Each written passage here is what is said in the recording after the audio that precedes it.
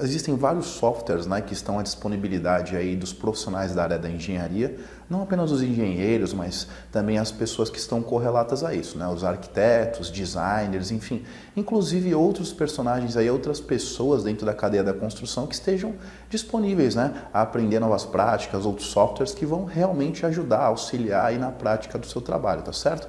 Os softwares principais aí, eles geralmente se utilizam aí, utilizam a engenharia civil para poder ter esse embasamento e auxiliar na realização dos projetos, tá certo? Na facilidade para qual você vai realizar o seu trabalho. Quando a gente está falando aí de algum software, a gente pode falar do AutoCAD, né, que nós estamos muito acostumados aí nesse software, que geralmente é um software já um pouco rudimentar, tá certo? Mas ainda funciona como uma base exemplar para que a gente consiga dar uma cara inicial ao nosso projeto, tá certo? Posterior ao AutoCAD, a gente pode fazer algumas formas de exportar essa nossa informação, tá certo? Esses softwares, geralmente, eles trabalham numa visibilidade, numa interface de banco de dados, tá? O que significa isso, amigão? Significa que você vai pegar todos esses dados que você compilou ali na sua ferramenta de trabalho, tá bem? E você vai conseguir ter informações visuais através desse seu banco de dados. Significa o quê? Você consegue, vamos entender que além do AutoCAD, nós temos outras ferramentas que não apenas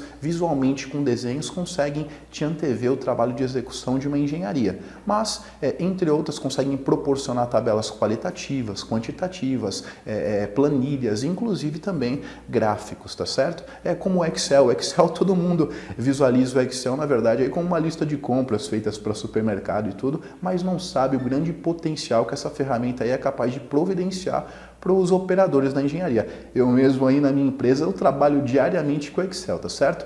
Além do Excel, nós temos PowerPoint também, que na verdade, por que PowerPoint aí está endereçado à engenharia? Porque na verdade, em muitos dos casos, você vai ter um cliente, né? E esse seu cliente precisa, de forma geral, entender aquele projeto que você está executando para ele, tá bem? E não significa que esse projeto aí, ele é facilmente compreensível para ele. Ele não é um engenheiro, ele não é um profissional da área. Então, quando você tem essa ferramenta à sua disponibilidade, você pega todas aquelas informações que você conseguiu reunir, não é? Em detrimento do projeto dele, então você consegue apresentar para ele, né? Dar uma cara, dar uma roupagem àquelas informações de forma que ele consiga compreender de que maneira aquele seu projeto que você está efetuando para ele vai acontecer ao longo do tempo, tá certo? Nós temos também o Project, que faz parte, né, do pacote de Microsoft Office, tá certo? O Project, na verdade, é um dos mais utilitários dentro da área da engenharia, tá certo? Na área da engenharia civil, mas entre outros casos também, ele trabalha de forma geral como um grande software de planejamento, tá bem? Inclusive, eu utilizo também bastante, né? Ele tem algumas análises muito bacanas de predecessores. Eles dizem o que, por exemplo, você tem uma equipe, né, acontecendo e se desenvolvendo dentro de uma atividade na sua etapa de construção. Você consegue antever e prever, depois que essa equipe terminar ali a sua funcionalidade dentro daquelas atividades que está executando, de que maneira você pode realocá-la e de que forma essa equipe vai ser produtiva para você, tá certo? Então, sobretudo, o MS Project é um software de produtividade, tá certo? Planejamento e produtividade. Aí você tem, entre outras ferramentas, né, de desenho computacional, você consegue se utilizar também aí do Revit, tá certo? O Revit, na verdade, você pega aqueles dados compilados, por exemplo, no AutoCAD, você exporta, né, aquela planta 2D, né? O que é a planta 2D? É aquele desenho que você vê chapado, né, geralmente naqueles projetos. Você exporta para um software como o Revit, e o Revit consegue mostrar para você algumas coisas como renderização. O que significa isso? Para você ver como isso daí é interessante para o cliente, né? É um valor agregado muito importante. É como se você pegasse aquela planta 2D e desse uma profundidade para ela, tá certo? Significa o quê? Que você está tirando aquilo ali do papel e você está olhando aquilo ali em todas as formas possíveis e imaginárias daquilo, tá certo? Além disso, você consegue renderizar. O que significa isso? Imagina que você está tirando uma foto de uma casa que ainda não existe, tá? É assim que funciona. Você tira uma foto de uma casa que não existe, na verdade, e aquilo foi tudo elaborado graças aos dados compilados dentro do software. Isto é apenas uma pincelada aí de todo o potencial que os softwares podem te trazer. Aí nós temos, entre outros, softwares de cálculo estrutural que nós utilizamos muito no nosso escritório, tá certo?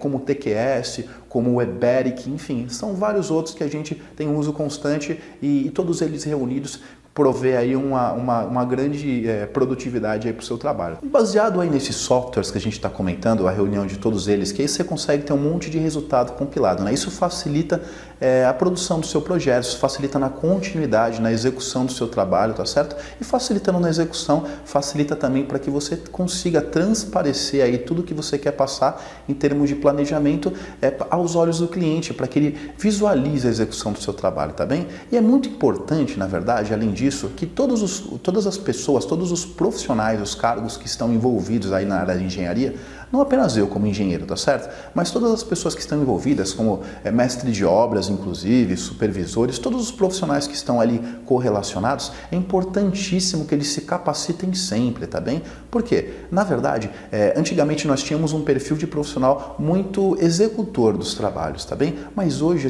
essa figura já está se alterando, tá certo? Por quê? Porque o cliente ele quer estar na obra, o cliente ele quer estar vendo o trabalho acontecer. E na verdade todas as pessoas que estão ali presentes, né? Às vezes o engenheiro não pode estar ali porque, enfim, está realizando o trabalho, está projetando, está fazendo alterações necessárias. O mestre de obra, supervisores e até os pedreiros, as pessoas que estão ali correlatas, elas precisam, né, ter um pouco de conforto em poder falar do software, de repente em poder ler um projeto ali para o cliente, fazer alguma demonstração, modificar algum tipo de cronograma que tem, na verdade, né, em loco ali na obra. Então, os softwares cada vez mais solicitam que o profissional seja arrojado, né? O que significa isso? Solicita que eles se capacitem, que eles vão a instituições profissionalizantes e que assim eles procurem uma educação profissional, que eles procurem um conhecimento mais aprofundado na utilização de uma ferramenta de planilha, por exemplo, tá certo?